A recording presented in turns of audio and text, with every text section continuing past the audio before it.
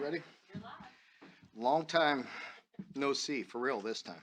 It's been a good couple months, but I was planning on getting together with you all earlier than this. But as you know, with the circumstances being the way they were, with Liam leaving so late, with the NFL season going so long, there was nothing we could do about that. So, addressing that situation, first of all, thank you to Liam. Um, he did a remarkable job. Very, very proud of the work that he did in the 1 year he was here. Transformed our offense. Our guys believe in it. Did a remarkable job, and greatly appreciate him and wish him nothing but the best of luck as he moves on. Um, Very pleased. Really cannot be more thrilled to announce Rich Scangriella as the offensive coordinator.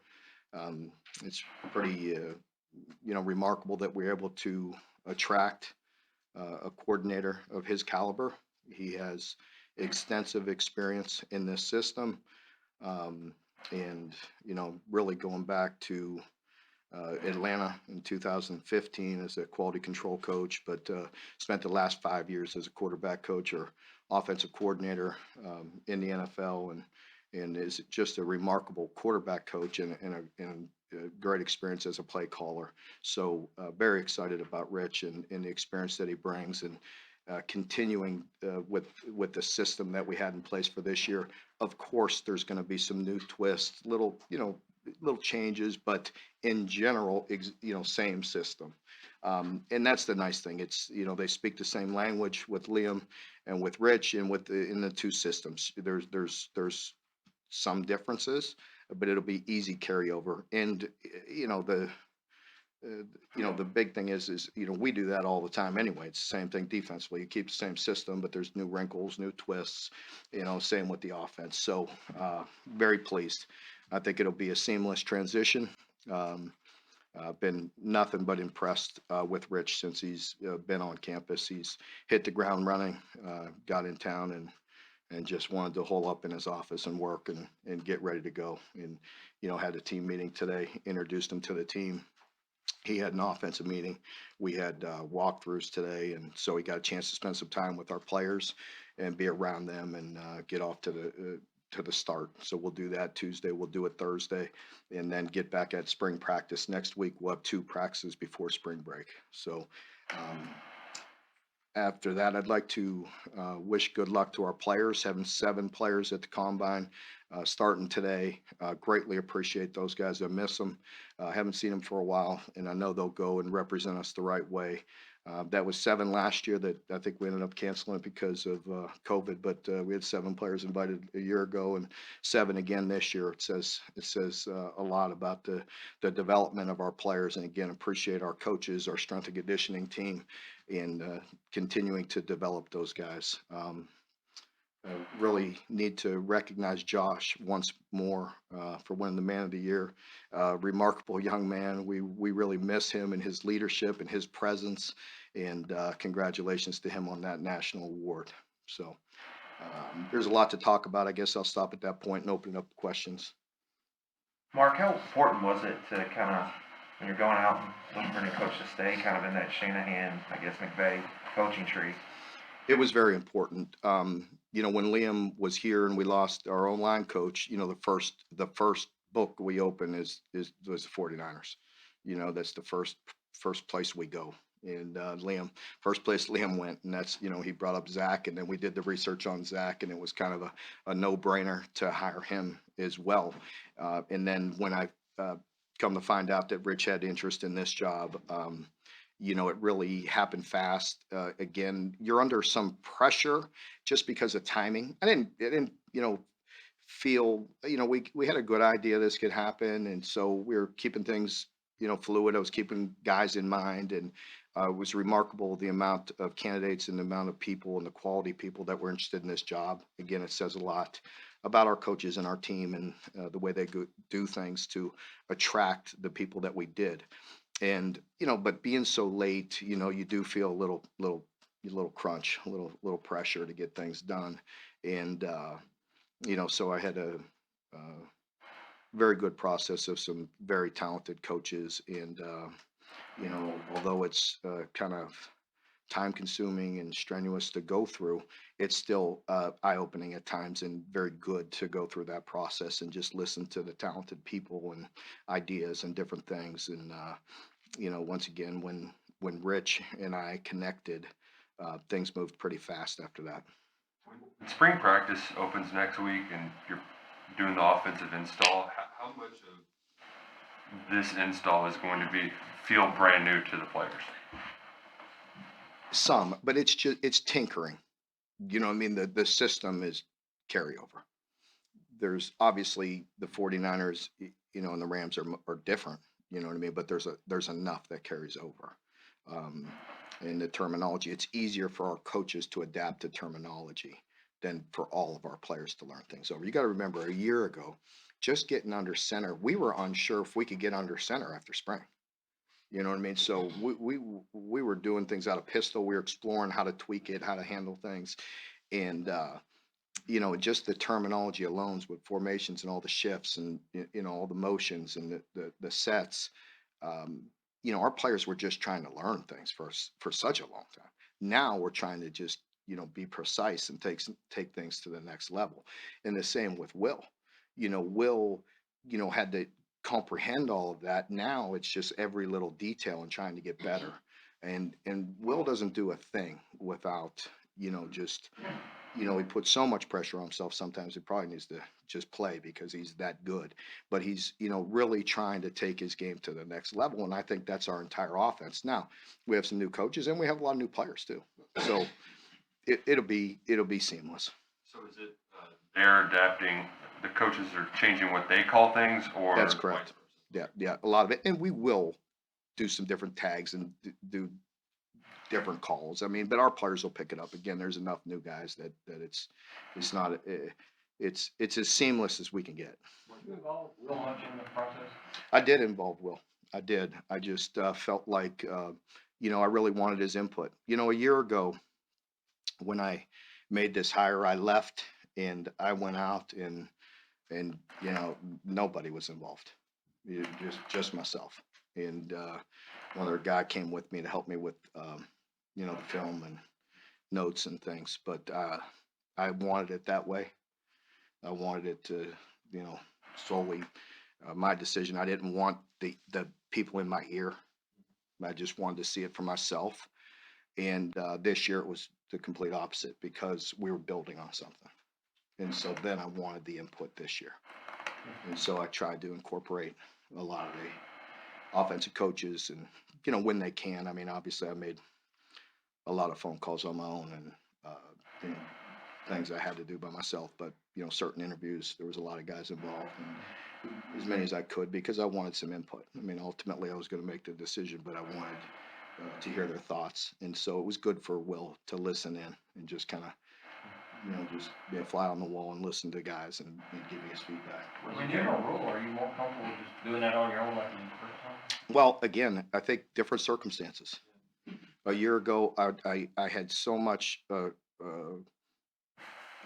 had so much in my head, and we'd been through a lot, and been through a lot of good things. But think about those years and the way we had to evolve, and the great job Eddie did with not having a quarterback and all those things. But systematically, I just wanted everything out of my head, and I wanted to go talk to people and get a feel for it. I didn't want coaches telling me this, you know what I mean, just influencing me. It's my decision. You're going to sink and swim with it. You know what I mean? As the head coach, and obviously it's our program, all of ours. And but quite different this year. Because I wanted to build on what we had.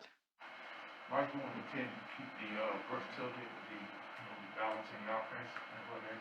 Oh yeah. The uniqueness of San Francisco in that they are one of the few, not the only team to use the fullback in that scheme. Yeah. Anything attractive to you? No. I mean there's.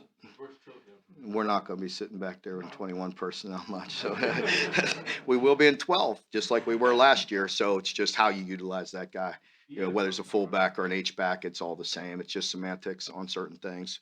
But what attracts me about no.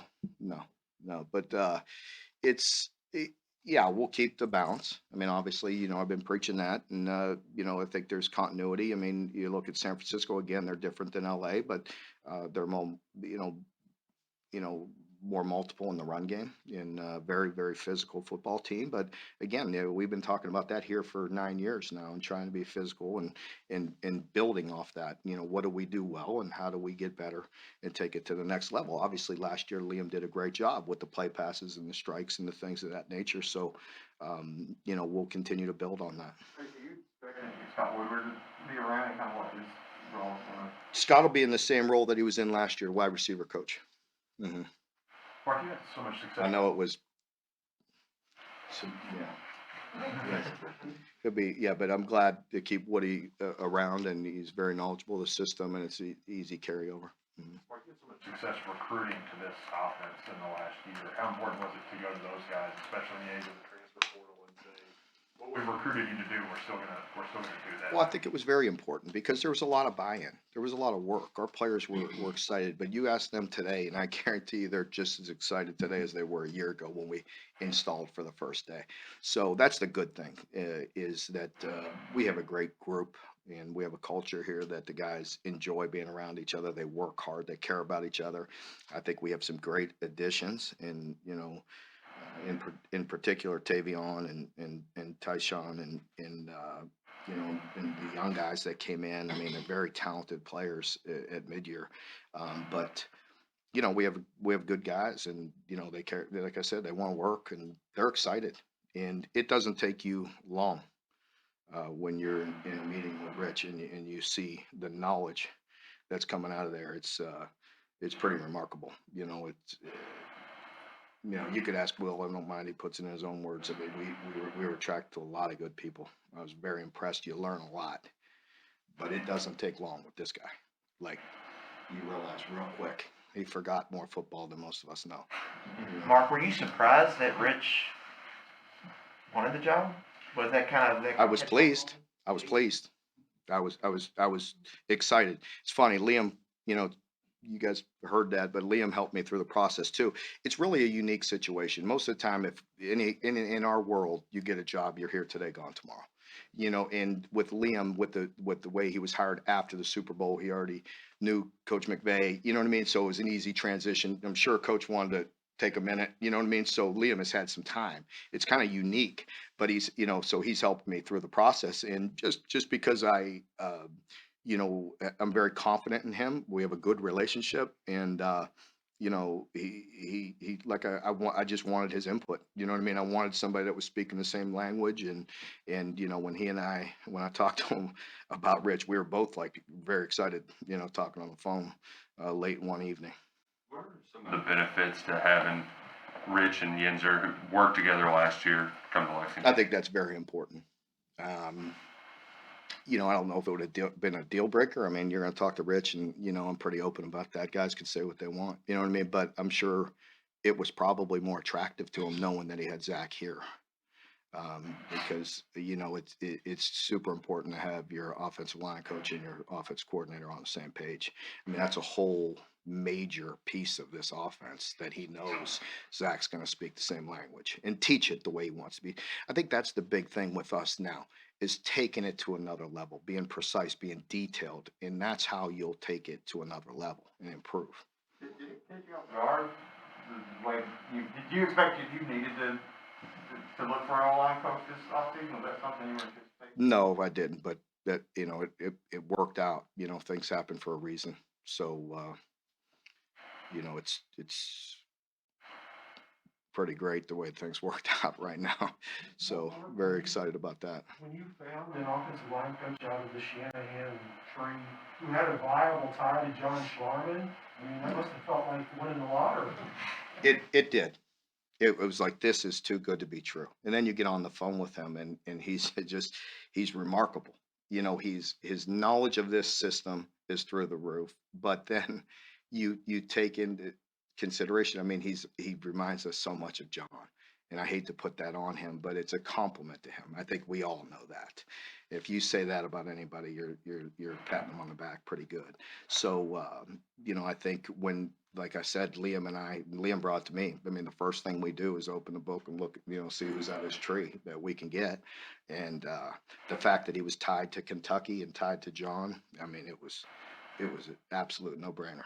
Specifically, what traits remind you of Well, besides the horses, no. Then the bourbon. No, no. They're just great people. It doesn't take long. Again, you spend some time with Zach, and you're going to see a guy that genuinely cares. His knowledge is there, and his knowledge of the game, his passion for the game is there. But also that connection. He's a great recruiter, and because he relates well to people. And I think there's different styles, and Coach Schlarman's style worked very well here. And Zach is a lot like him. Coach, I know you mentioned you're looking forward, but that moment when Liam did leave, how tough was that? Just not only for you, but for Will and for C-Rod. It was hard. Yeah, it definitely was. I guess I could tell the story how it went, and Will will attest to this. Will and I were in the weight room. I certainly wasn't working out, obviously, but we're in the weight room, and I'm walking through, just talking to guys, and connecting with our players, and just checking things out. And Will approached me, and he was like, "What's going on?" I was like, "Listen, Will," I'm like, the guy's been unbelievably loyal to us. Has turned down NFL opportunities, has turned down college opportunities, didn't blink an eye. Tough decisions, but he showed extreme loyalty because of the situation. And he knew a year ago when I talked to him, I'm like, I need 2 years, minimum. And, sometimes you don't always get that. And I was talking to Will, literally talking to Will. And I said, he's shown extreme loyalty. He's here. I said, we do have to worry about LA. You know what I mean? They just got done with the Super Bowl. I was there. And this was maybe Monday or Tuesday. I don't remember exactly what day it was. After the Super Bowl. Couldn't have been Monday. I traveled home on Monday. So maybe Tuesday morning. And, I'm talking to Will. I'm saying, we just got to ride out, LA. I don't know. You know what I mean? Surely this guy just went through an unbelievably long season.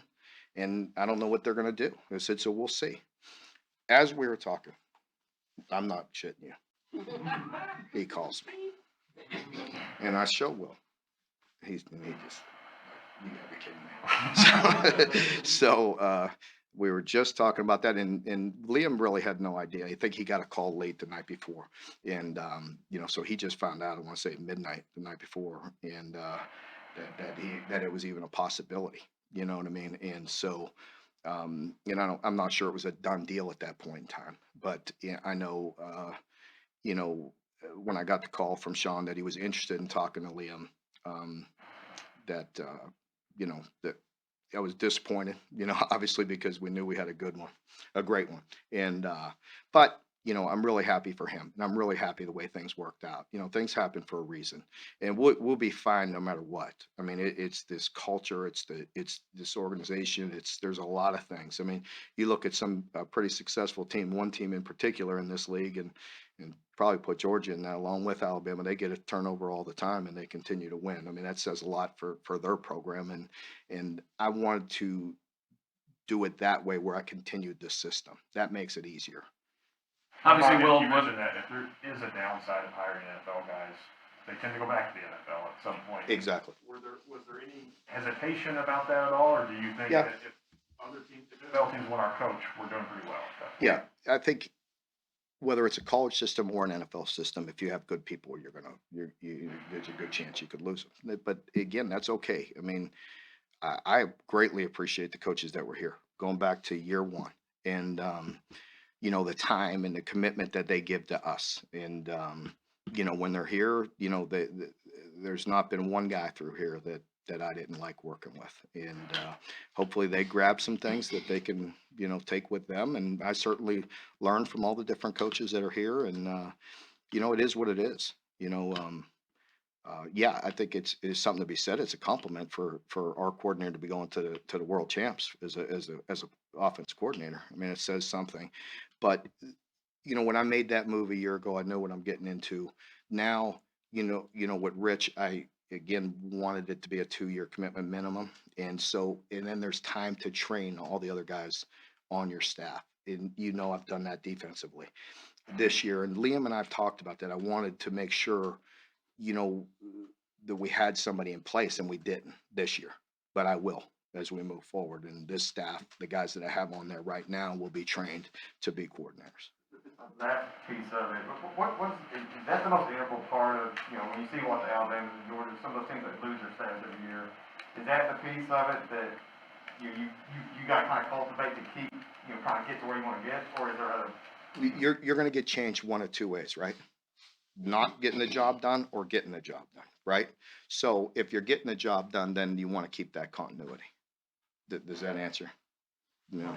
You've worked for your brother before, now he's gonna work for you. What's the dynamic in the defensive coach's room when the boss's brother is in there? All good so far. Did you make him get coffee the first day? No. No, it's very good. Honestly, I really look at it, and I think Mike will tell you the same thing, that I look at it as another, a coach. I have good relationships with the coaches. I treat him the same. He treats me the same. I mean, he's I think really eager to be in a good situation again. And Mike is very professional, and he's working hard and wants to help any way he can. I think it's the right situation. We talked a couple years ago, but we had some guys in the room. We had some big picture guys in the room, and we had a lot of experience, and it wasn't the job. And as I mentioned, when you lose Clink, 2 years ago, and you lose John, now you need some guys to step in. You know what I mean? The big picture guys that can help Brad. It's just you need all hands on deck. It's a tough job, and so it's good to bring that experience in. Those guys you mentioned were big recruiters, Clink and Summerall. Mike, I don't know if he's been on the trail in a while. How does he factor in the recruiting equation? Yeah, I think he has to be good. We have to do good as a group, and I think our recruiting in general, if you look at it, we're all hands on deck type of recruiting. It's not any one person. You know what I mean? The coaches will be the first one to tell you that. We dive in as an organization. There's people on our campus. They feel everybody's presence, and so it's always a group. Would you mind giving a quick breakdown of just each guy? Sorry, Lonnie. Sorry, no, Lonnie. Go ahead. You were. The marker of big blue wall that's here, the marker of, that position, big blue wall. Mhm. And, Coach Yenser coming in, Mhm. he has a little bit of a job in front of the attendant that, I'm sure was never an distraction for him to come here and build out. I think he'll be just fine. Zach is got a lot of experience, very confident in his approach and what he's doing. I'm confident in our players. Again, we have a strong culture. We have a strong offensive line culture. We do have some pieces. I mean, that was a hell of a group a year ago. I could have coached them. You know what I mean? And so now we have some guys that when you're replacing 3 pros, you got some work to do. Could you run through quick, everyone at the combine, just what you think NFL teams are going to see out of Wandale, out of Darian, Luke? Well, I think I'm going to lump them together. I don't want to go, I guess. I mean, you're asking 7 questions.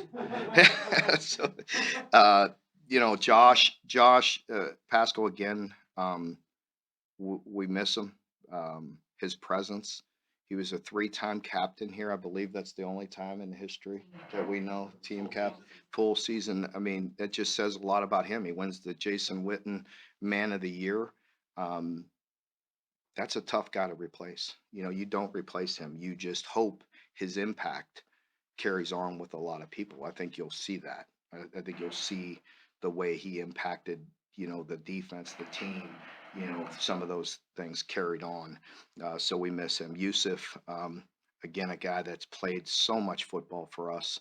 I can't tell you how much I appreciate him, and just a guy that just came to work every day. Really, you got to pull things out of Yusuf, and that's a confident guy. That was, again, at least a 3-year starter, but played an awful lot of football for us, and just very reliable, and fantastic person and player. Luke, I mean, what can you say about him? I mean, do you get a better person than that? I'm not sure you can. You know, I want to grow up and be like him one day. Just the respect that he commands from everybody by the way he carries himself, and great player. I think really helped himself coming back for the super senior year, and I believe he's going to be an NFL player for a long time. And remarkable man. Darian, again, just greatly appreciate Darren, the trust that he had to come back for one more year. He didn't have to. I believe he helped himself. He was a guy that was a high draft pick and played all the way through. It says a lot about his character, again, to play in the bowl game and, the sacrifice for his teammates and to finish his legacy the right way. Just really appreciate him. And the same can be said about Marquand. He could have came back for one more, but played in the bowl game, wanted to play well in the bowl game, with that matchup, with the Iowa Center and Marquand, he's hard to replace. The personality that he had, the impact, the suddenness that he plays with, great person. Wandell, that was just like Liam. It was a quick year, but I thank him, for coming back and what he did and, the impact that he had on our program in 1 year was greatly appreciated. He was another one that didn't say a word, just worked every day, tried to refine his skills, tried to get better every day, and had a big impact in 1 year. And the same with Dare, 1 year guy, but came in and really helped us and worked extremely hard. And it's hard to play left tackle in this league. So just to say. What could be impressed? Like, what do you think NFL teams are going to be impressed with Wandell when they see him this week? I think tomorrow. Well, I think it doesn't take long. You could watch the film and see a guy that is productive. That's the big thing is he's productive. He could get in and out of breaks. He could he could do a lot of things. You could see that in this system, and there's so many coaches in this system in the NFL that it's going to help him because he's a guy that could get open. Drake Jackson, I believe, being added to your staff. It's now a few guys you've got that play for you here. How important is that to kind of build that, and what is Drake going to bring to the program as a coach? Really, happy to have Drake join our staff. He's a guy that I've known since he was in, I believe it was eighth going into ninth, maybe ninth grade. Certainly when he was a freshman, and every year he came back to camp and he was one of those guys along with his father that they went to a lot of camps, and he just absorbed all the coaching, from a young age. You could tell he would be a great coach one day because he was eaten up with it. And that's why he was such a great player, is because he was a technique guy. And so he's, even though he's young, he really has a lot of experience because most people don't start when you're a freshman in high school, taking all those little things in like he did.